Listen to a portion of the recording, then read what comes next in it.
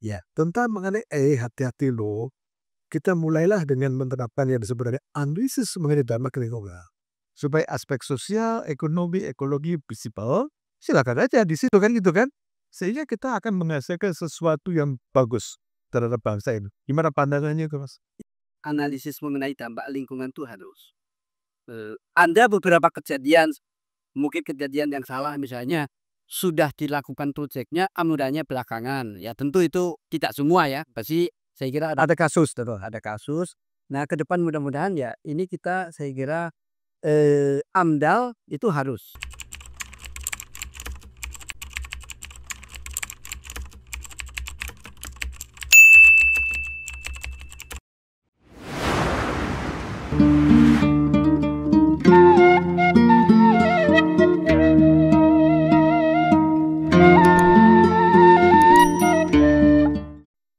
Alhamdulillah, assalamualaikum warahmatullahi wabarakatuh.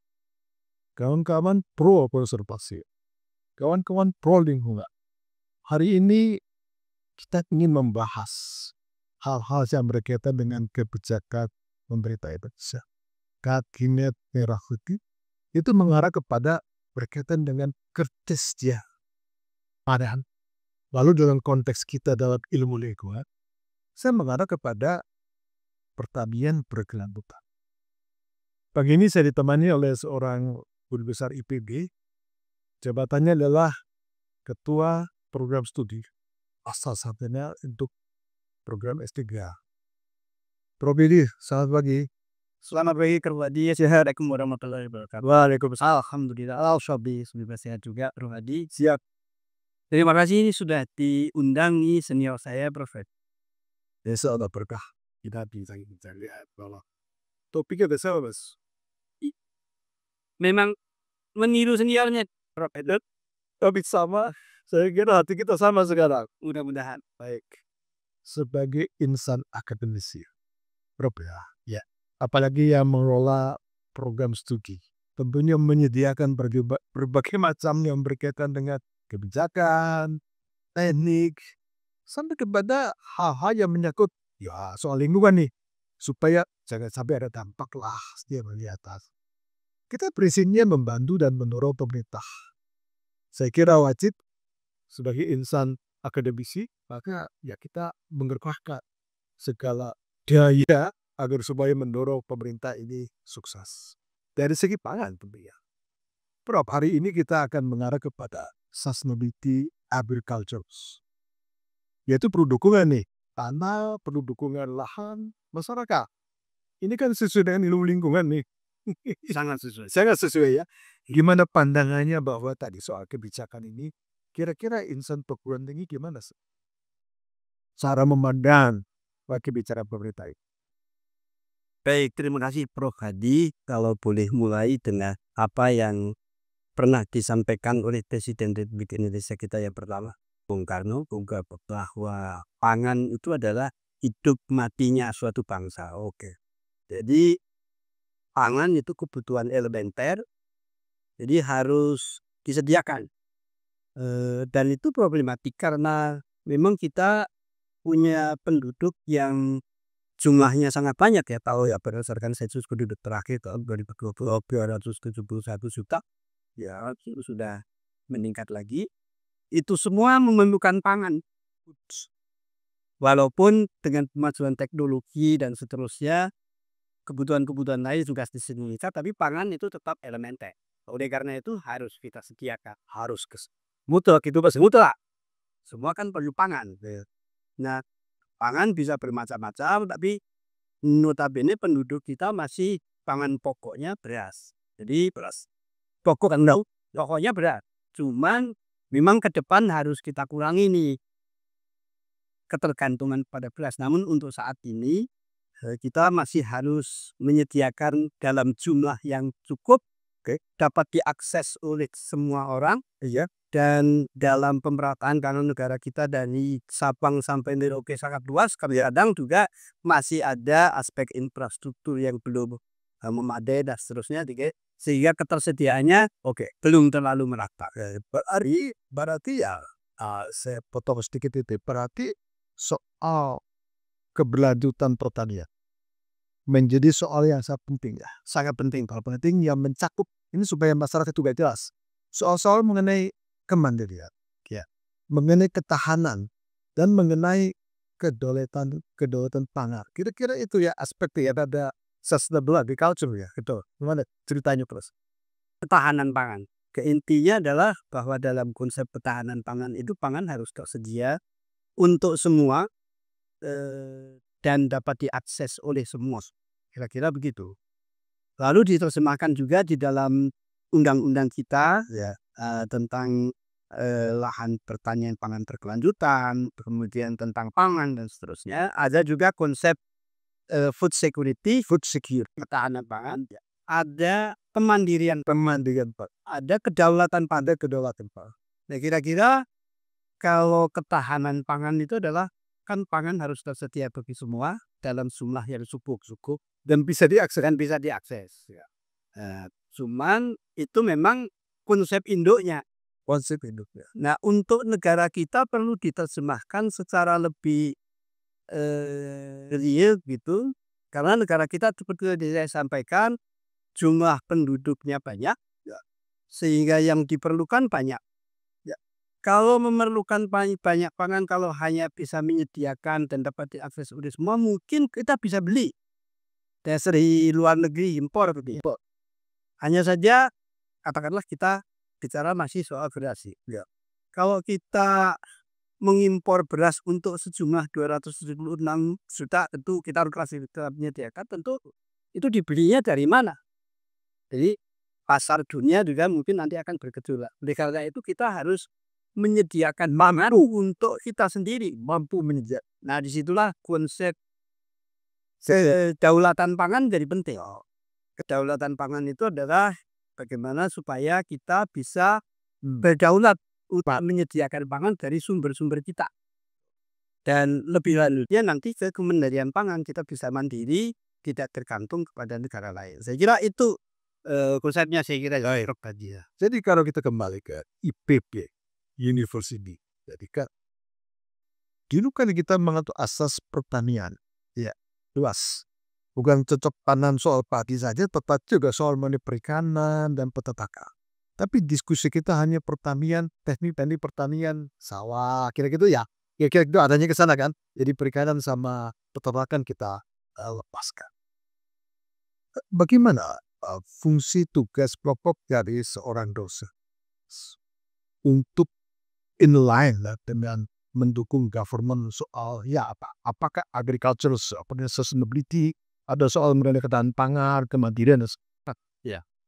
Kalau kita berbicara soal agricultural sustainability ya, itu kita bicara dulu dari induknya ini, Prof. Hadi. Ya, induknya kan kalau dalam konsep secara umum ada sustainable development ya, pembangunan berkelanjutan, lalu nanti ke pertanian yang berkelanjutan. Ya.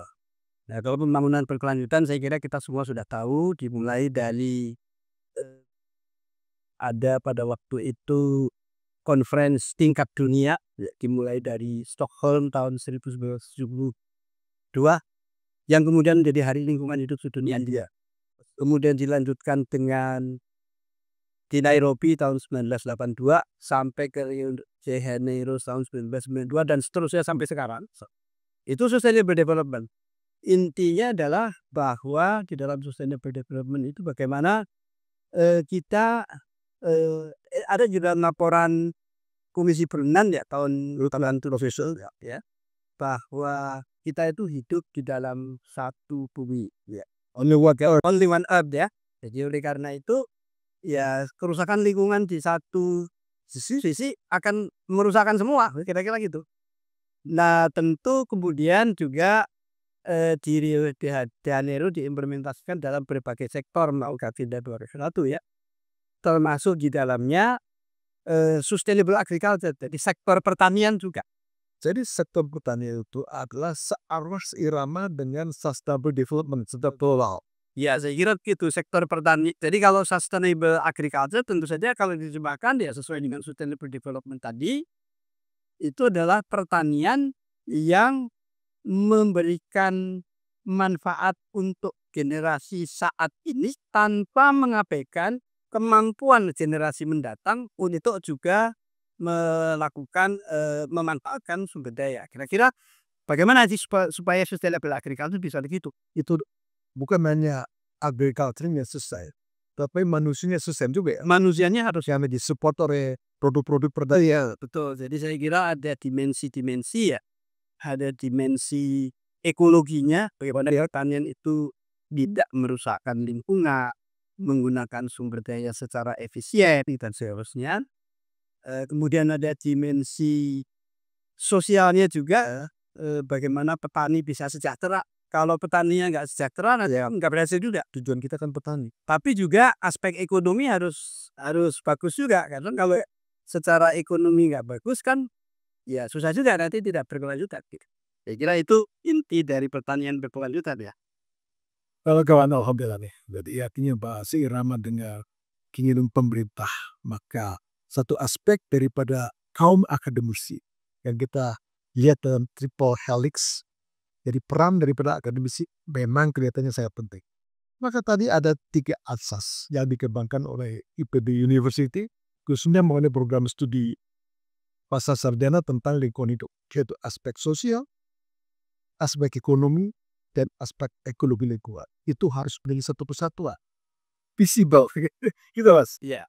Jadi saya kira dalam ilmu lingkungan kita mencoba menerapkan, kalau IPB secara keseluruhan kan memang bidangnya berbagai macam lagi, seperti di peternakan, pemeliharaan tanah, perikanan, tidak hanya pertanian. Kebetulan saya dan fakultas pertanian, tapi apa yang dimaksud dengan sustainable agriculture tadi secara luas. Jadi harus dipraktekkan oleh semua bidang pertanian dalam arti luas. Iya.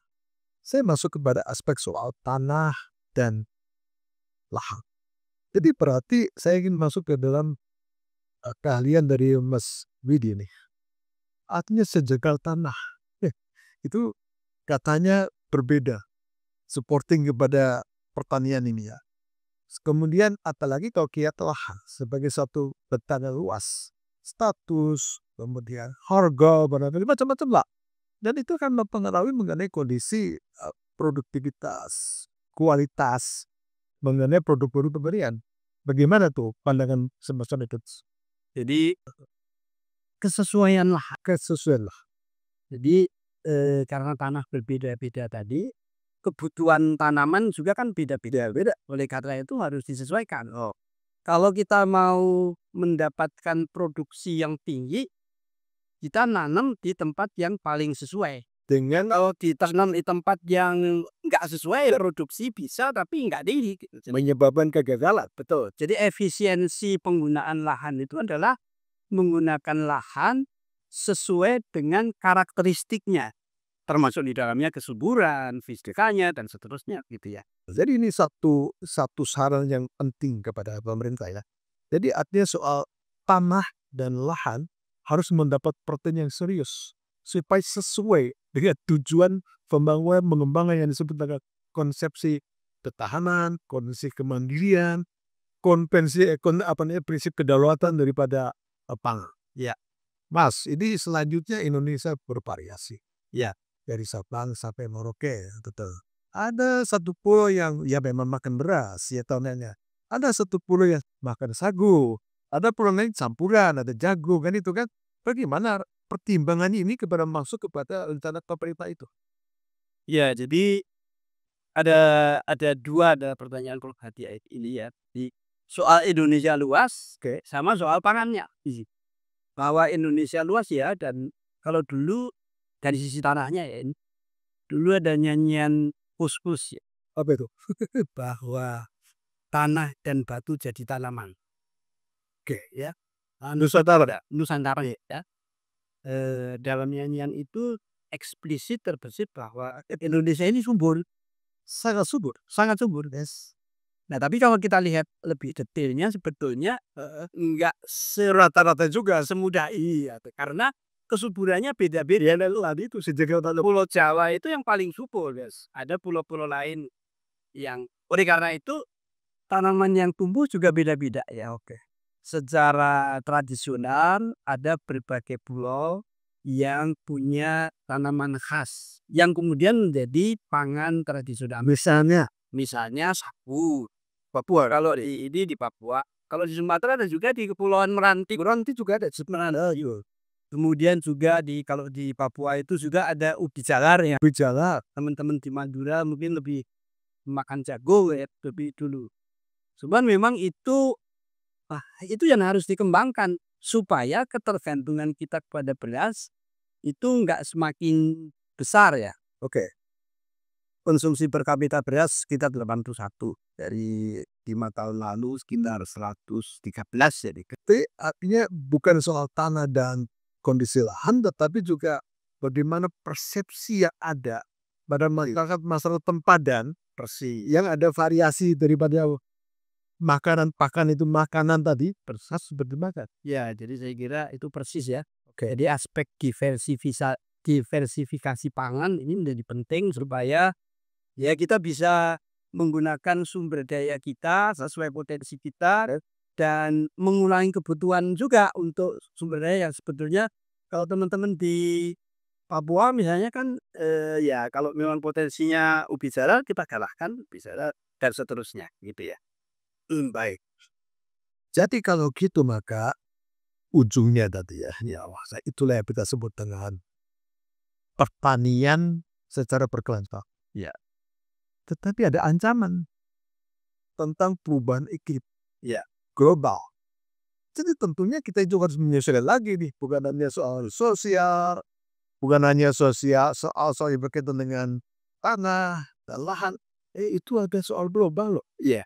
Perubahan iklim gimana status ini dalam konteks strategi ada kaum akademisi. Ya, jadi penting paling utama menurut saya adalah bagaimana kita menangani transisi ke mengurangi emisi. Mengurangi emisi antara lain misalnya transisi ke yang utamanya energi baru terbarukan. Ya. Jadi mengurangi bahan bakar fosil. Ya. Tapi juga untuk kita saya kira ada aspek yang bisa kita sumbangkan ya. Misalnya mengurangi bahan bakar fosil kan biasanya diganti dengan bahan bakar nabati ya. Ada berbagai macam tumbuhan yang bisa digunakan. Tapi berbagai macam tumbuhan itu tumbuhnya juga tidak di tempat yang selalu tumbuh. Jadi ada aspek kesesuaian juga di situ. Dan jangan sampai juga tersaing dengan tanaman pangan. Jadi pangan tetap disediakan. Tapi bagaimana kita indus kepada transisi tanaman yang bisa dijadikan sebagai energi baru terbarukan itu juga ya harus dipelihara. Ini soal kawan-kawan soal transisi dari banyak aspek. Jadi saya akan melihat transisi bagaimana menciptakan satu produk yang unggul. Dari soal pertanian aja nih. Jadi misalnya ada beras A, beras E, varietas A, varietas B, maka mungkin di lembaganya Mas Profesor Widhi harus mencari bentuk-bentuk baru ya. Bagaimana persilangan sehingga menghasilkan satu produk yang tahan terhadap iklim yang berubah-ubah. Sampai sejauh mana sekarang? Alhamdulillah penelitian di IPB sejauh ini boleh dibilang menjadi pionir ya gitu kan. Pionir. Teman-teman di Departemen di Fakultas Pertanian, di Departemen Agronomi dan Hortikultura dan Departemen Tanah dan seterusnya itu banyak yang melakukan penelitian soal itu.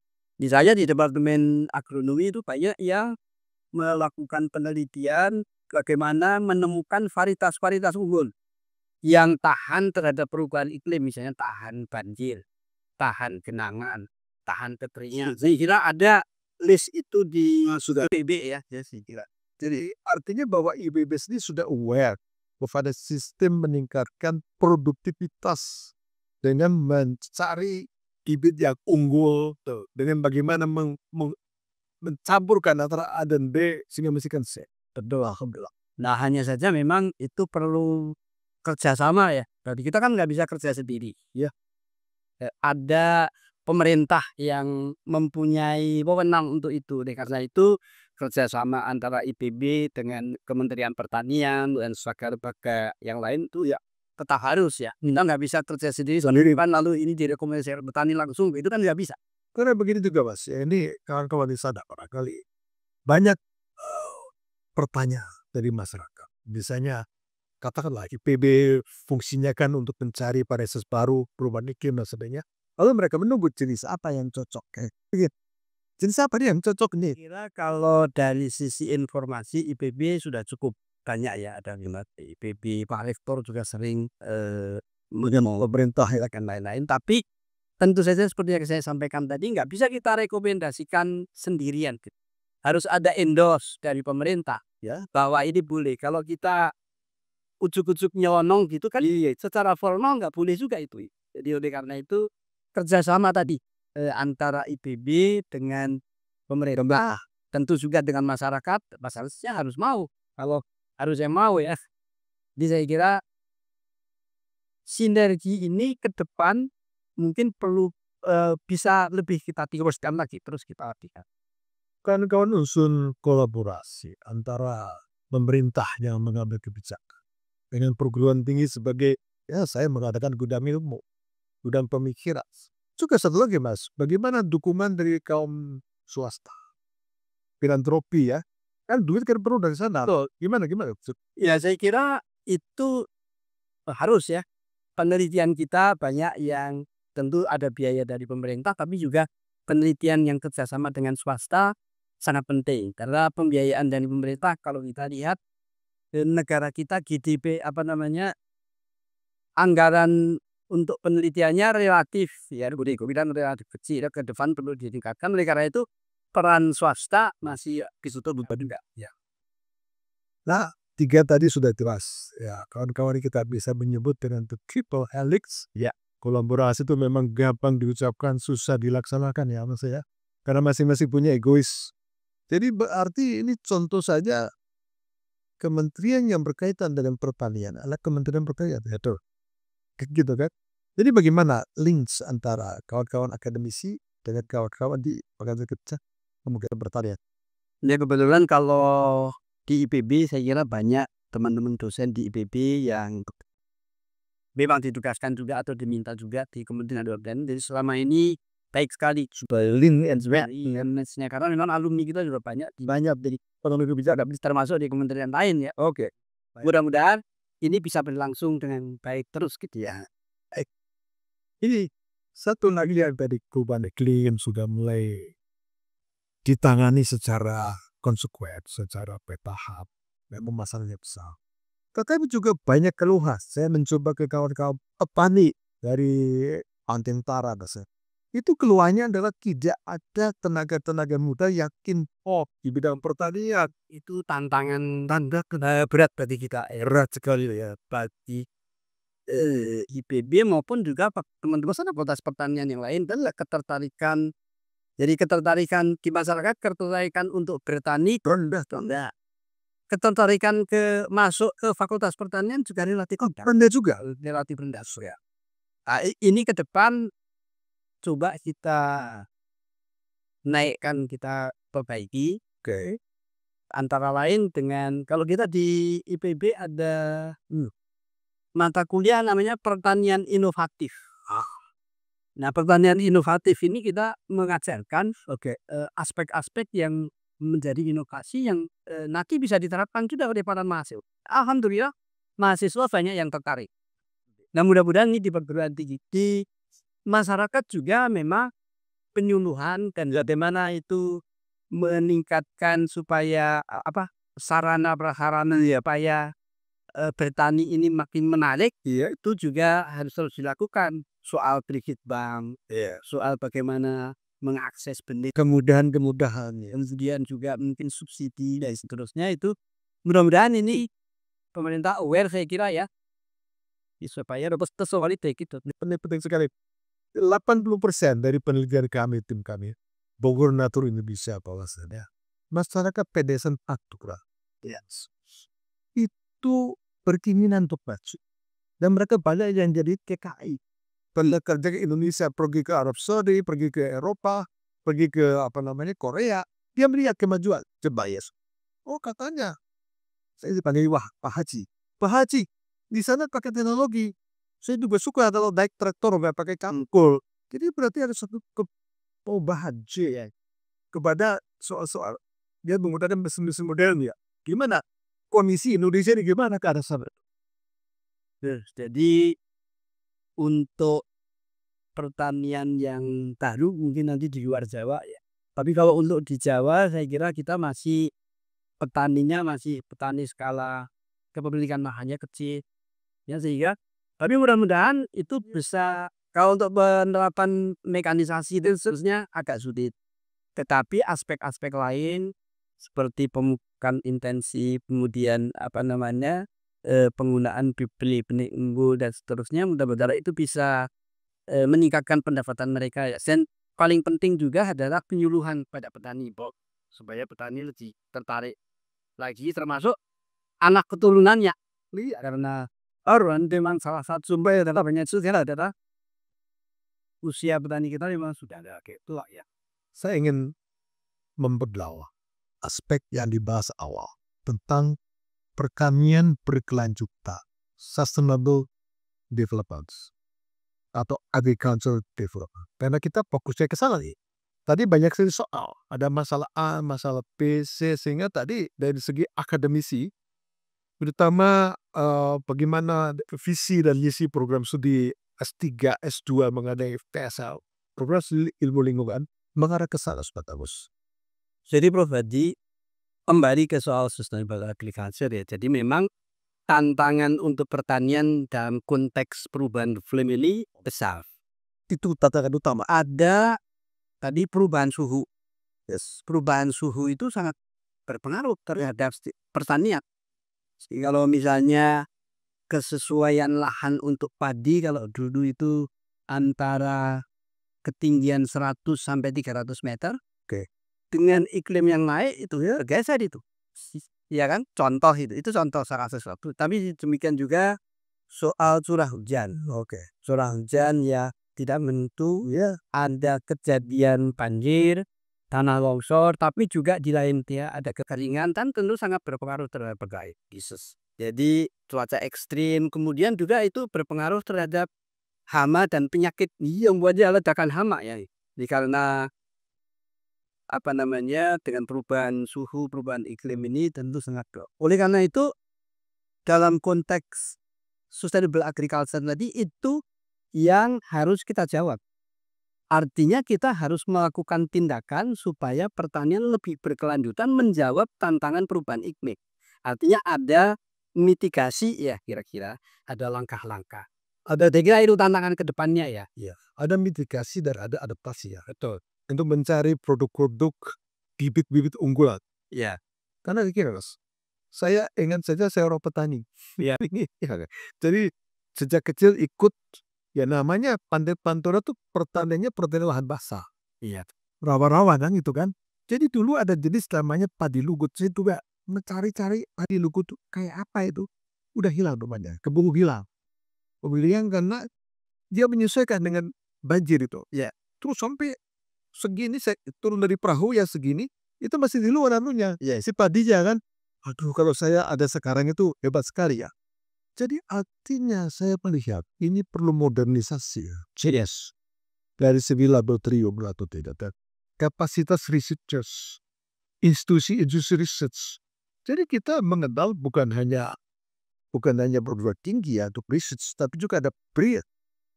Itu mereka itu melakukan riset yang luar biasa loh.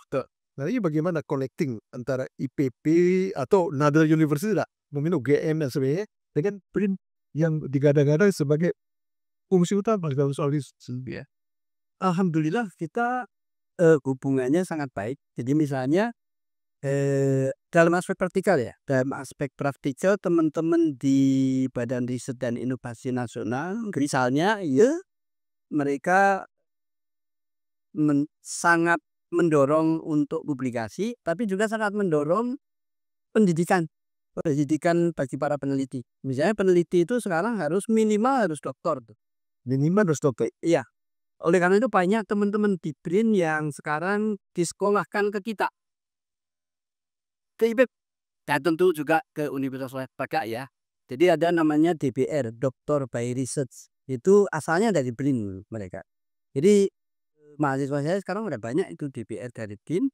Nah itu saya kira merupakan modal awal juga meskipun sudah lama kita ini kan, untuk melakukan penelitian bersama. Karena memang di lembaga penelitian itu penelitiannya mereka lebih intensif ya karena Iya, karena memang tugas fungsi ya. ada tugas dan fungsinya. Jadi saya kira sejauh ini kerjasama kita sangat baik dan mudah-mudahan kita berlanjut ke depan. Iya, iya. Maka kalau ditanya Indonesia punya program adaptasi sama mitigasi. Tahu soal bibit aja untuk keperluan pertanian kok belum benar ya. Akhirnya mereka apa? Ya. Jadi ini mungkin dipercepat ya. Ada bibit A untuk sesuai dengan kondisi iklim begini, suhu begini, kelembaban begini mungkin kita ya. Variasinya ya. Bibit-bibit yang adapted dengan kekeringan, adapted dengan genangan, kemudian di berbagai jenis tanah kan tanah kita juga ada tanah gambut, tanah yang berbeda-beda ya. Saya kira penelitiannya sudah relatif banyak, jadi mudah-mudahan ya bisa. Tentu masih harus terus dilakukan. Terus ya, bergulir terus ya. Ya. Jadi berarti connecting ya, connecting antara IPB dengan connecting IPB dengan local government itu mungkin terus kita tingkatkan ya supaya pikiran-pikiran IPB tuh masuk ke sana. Jadi ke kabupaten, kota, petani kan gitu ya. Jadi saya pikir ya saya banggalah dengan IPB. Ya kalau saya tanya IPB sana, IPB sini. Ya itu bisa melalui pemerintah pusat ya seperti Kementerian Pertanian, Kementerian Transmigrasi, atau juga banyak teman-teman saya sendiri dulu waktu muda juga langsung dengan pemerintah daerah. Sekarang kita melihat ada program besar-besaran. Ya, saya kira wajar lah bahwa Indonesia negara tropis, kaya dengan inovasi masyarakat dulu. Lalu kita juga melihat negara-negara yang lain, negara berkembang, negara maju yang lain. Maka tentunya kita mulai bergerak untuk menyusun. Nah untuk itu maka tentunya Indonesia bergerak pengen mempercepat itu. Pengen mempercepat hasil yang tinggi. Lalu kita lumbung padi, tumbuh pangan, taruh Merauke, ya, taruh ya Papua ya, Kalimantan. Saya berpikir bahwasanya kita juga harus memberikan masukan pada government ya tentang mengenai hati-hati loh supaya aspek sosial, ekonomi, ekologi visible. Silakan aja di situ kan gitu kan. Sehingga kita akan menghasilkan sesuatu yang bagus terhadap bangsa ini. Gimana pandangannya ke Mas? Ya, jadi saya kira itu harus ya Pak Lingkungan sebelum kita melakukan treatment menggunakan sebuah lokasi untuk sebuah kegiatan, analisis mengenai dampak lingkungan itu harus. Ada beberapa kejadian, mungkin kejadian yang salah misalnya sudah dilakukan proyeknya, amudannya belakangan. Ya tentu itu tidak semua ya, pasti saya kira ada kasus, ada kasus. Nah ke depan mudah-mudahan ya ini kita saya kira AMDAL itu harus ya. Kebetulan kita di program studi ilmu lingkungan bekerja sama dengan Pusat Penelitian Lingkungan Hidup di IPB juga mendidik teman-teman juga untuk bagaimana itu melakukan analisis mengenai dampak lingkungan yang baik supaya nanti hasilnya adalah kita kira-kira proyek yang akan kita lakukan itu bisa kita prediksi nih hasilnya nanti ya. Secara lingkungan dasarnya seperti apa sehingga mitigasinya bisa dilakukan. Iya, iya. Karena ya saya mencoba kadang-kadang kumpul-kumpul kopi-kopi dengan kawan-kawan perguruan tinggi ya. Ya mungkin juga observasinya mungkin hanya sebagian, bukan menyuruh. Mereka dulu kok tiba-tiba ada kegiatan proyek besar. Tapi aku katanya nggak pernah mendengar AMDAL-nya kayak apa tadi kan. Nah saya kira ini sudah merupakan suatu bukan hanya himbauan, tetapi kita bertanggung jawab sama-sama dengan para pengambil kebijakan. Tentunya AMDAL ini harus ya karena ini undang-undang ya. Undang-undang ya. Ya harus dilaksanakan itu kan. Bagaimana perangainya, bagaimana kesiapan organisasinya kita sudah siapkan sebenarnya. Ya Mas ya kan itu ya.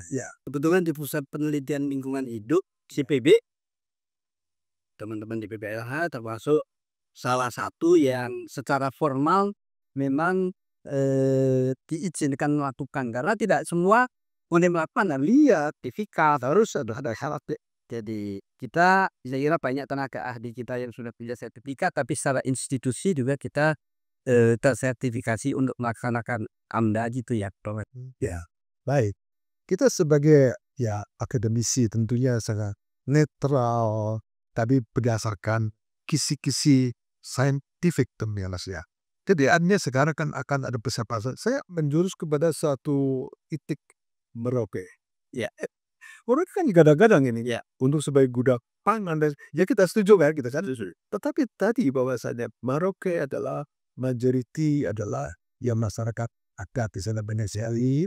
Lalu kemudian juga tanahnya seperti itu, tentunya juga harus kita pilah-pilah juga Mas ya. Kebijakan ini kita setuju dengan program apa namanya lumbung pangan, oke. Tetapi bagaimana lumbung pangan yang kita kadang-kadang ini menjadi sesuatu yang kuat buat bangsa dan nah, jadi saya kira memang itu salah satu jawaban yang memang harus juga ya, karena Pulau Jawa ini kondisi pangan kita itu iya ya.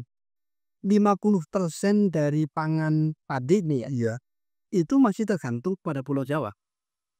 Baik itu dari sisi luas mungkin kurang dari 50%, sekitar 35-36% sawah. Iya. Tapi karena Jawa itu termasuk yang subur, maka lebih dari 50% beras kita datang dari Pulau Jawa. Sedangkan Pulau Jawa ini kan luasnya berapa itu Prof Hadi kalau dibandingkan dengan Indonesia keseluruhan? Hanya sekitar nggak sampai 7% ya, sekitar 6,8%. Jadi bisa dibayangkan yang 6,8% luas wilayah itu Yes. punya luas sawah yang luasnya lebih dari sekitar 50% dari sawah total di Indonesia. Artinya apa? Sumbangan Jawa itu lebih dari sekitar 50% lebih sedikit untuk pangan kita. Memasok pulau-pulau lain. Memasuk pulau-pulau lain. Sehingga kita punya potensi. Ada 93% luas wilayah kita yang 93% itu hanya memasok 50%-nya.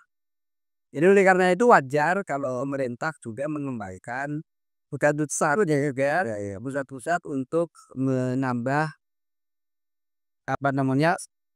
produksi pangan ini. Apalagi Pulau Jawa kan ya di samping pulaunya kecil, jumlah penduduknya 60% ada di sini, sehingga infrastruktur, pemukiman dan seterusnya banyak, sehingga konveksi lahan makin banyak. Oleh karena itu ya kita dukung Oke. apa yang dilakukan untuk pengembangan lahan di luar Pulau Jawa. Hanya saja kita mengingatkan dan mudah-mudahan sudah dilakukan oleh pemerintah, pemilihan lokasi, kemudian juga analisis semacam AMDAL tadi sebelum dilakukan, kemudian memperhatikan masyarakat lokal supaya jangan sampai nabrak-nabrak juga. Iya. Saya kira kita ingatkan dan mudah-mudahan sudah dilakukan juga ya. Iya. Ya artinya begini ya. Saya mencoba mengikuti terus gerak langkah daripada keinginan lokal, setempat keinginan government. Mungkin ini ada gap perbedaannya. Iya. Masyarakat setempat, aku kalau Papua ya saya kepengen menonjol. Kayak gitu kan ya. Ambil bagian daripada program besar ini kan. Kemudian makananku juga supaya ini. Nah ini pemerintah jadi bagaimana menskrupkan antara the lokal kepentingan itu dengan government pusat. Sehingga tidak terjadi kemerungsung kalau bahasa Jawa dan kibatasi. Semua proyek harus didukung juga oleh masyarakat lokal.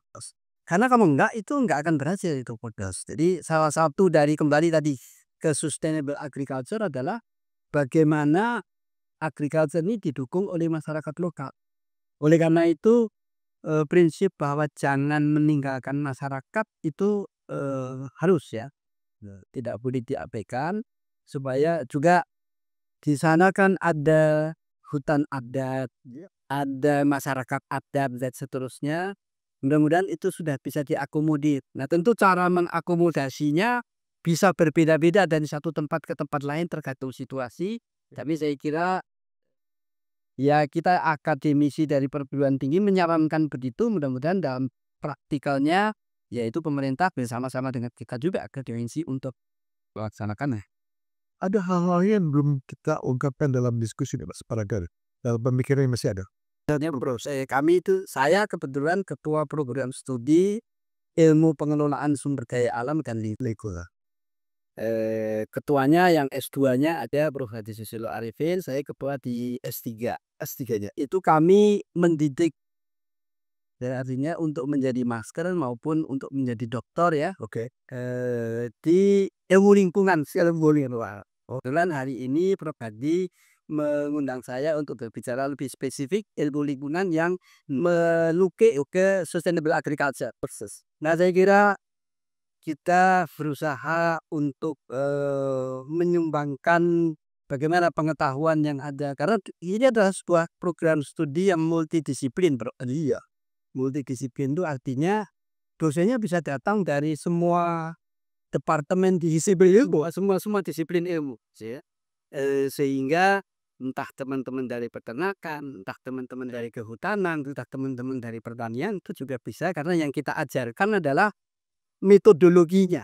Oke. Metodologinya, tapi mudah-mudahan bisa diadaptasikan ke keahlian masing-masing. Jadi mudah-mudahan ini bisa mengundang juga rekan-rekan untuk bisa masuk ke program studi ini, Oke. dalam konteks bersama-sama membangun bangsa ini. Iya. Dalam keahlian yang kita ketahui, ya. Ya, saya sangat kawan ini. Ini bukan promosi, tetapi memang diperlukan senyatanya.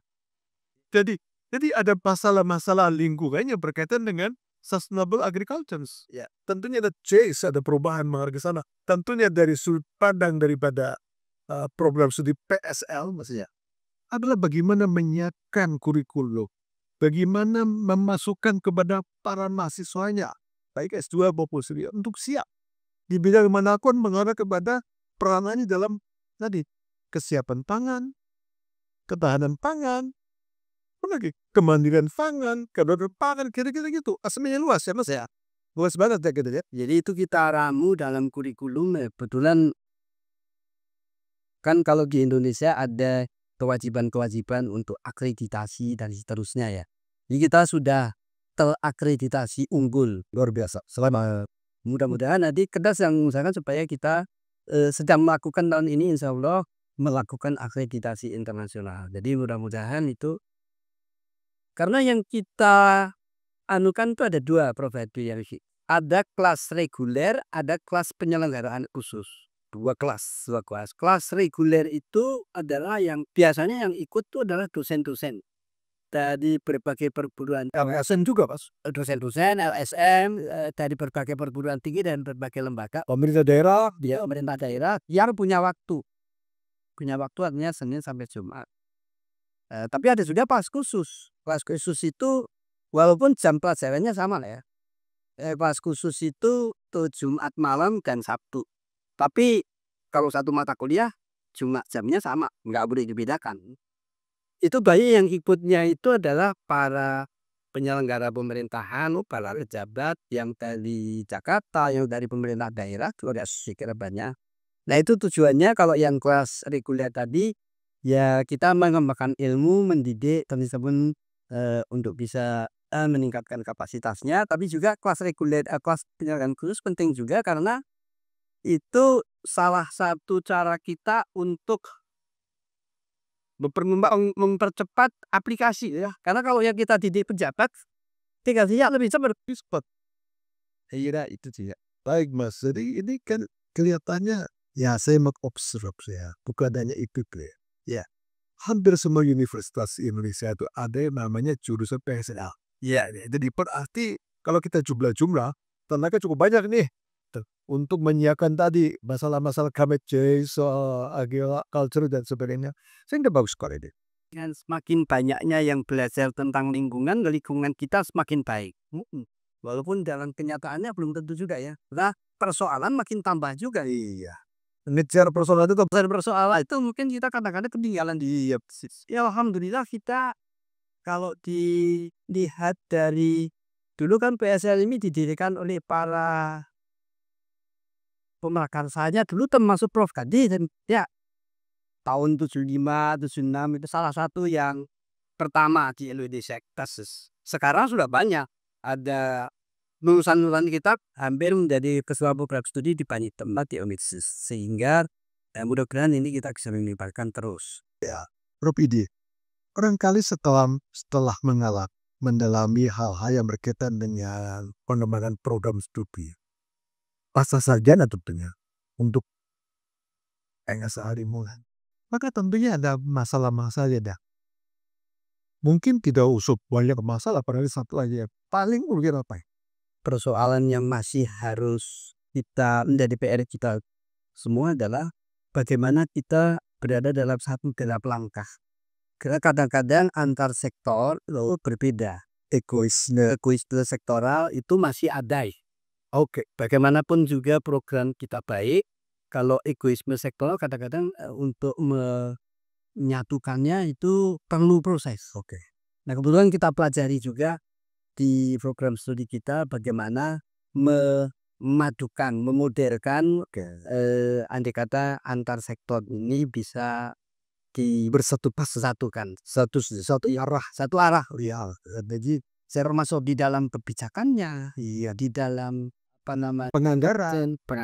dan di dalam perencanaannya, saya kira Baik kawan-kawan, ini rupanya kita sudah sampai kepada di akhir. Di mana ya memang bukan adibol ya, tetapi kewajiban dari Podoting yang luar biasa menyesuaikan dengan demand. Padahal soal demand dan supply ini. Jadi sehingga ya ilmu juga berkembang terus.